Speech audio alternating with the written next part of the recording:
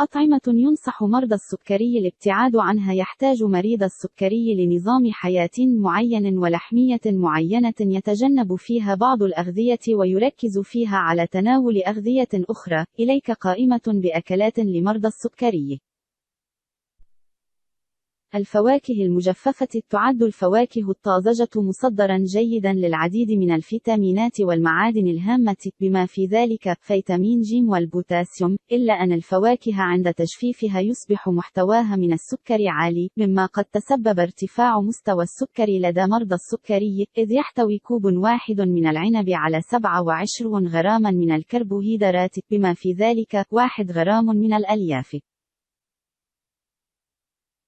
بينما يحتوي الزبيب على 115 جراما من الكربوهيدرات، 5 جرام منها تأتي من الألياف، فالزبيب يحتوي على 3 أضعاف الكربوهيدرات الموجودة في العنب. لذا من الأفضل لمرضى السكري تناول الفواكه الطازجة منخفضة السكر مثل التوت الطازج أو التفاح. الخبز الأبيض والمعكرونة والأرز، إذ أن كل من الخبز الأبيض والأرز والمعكرونة غني بالكربوهيدرات، إذ قد أثبت أن تناول الخبز وغيره من الأطعمة المكررة يسبب زيادة كبيرة في مستويات السكر في الدم لدى الأشخاص الذين يعانون من مرض السكر من النوع الأول والثاني.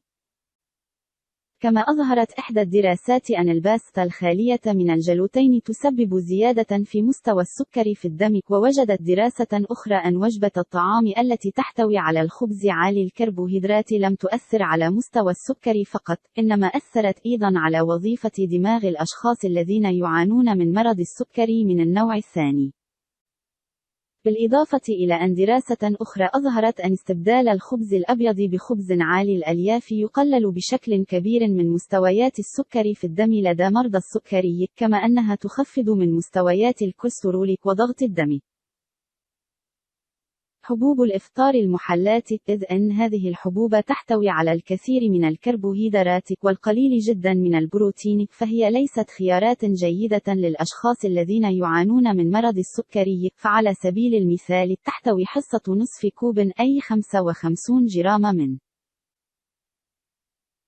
حبوب الجرانولا على 30 جراما من الكربوهيدرات القابلة للهضم، كما تحتوي المكسرات على 41 جراما من الكربوهيدرات و7 جرامات من البروتين لكل حصة.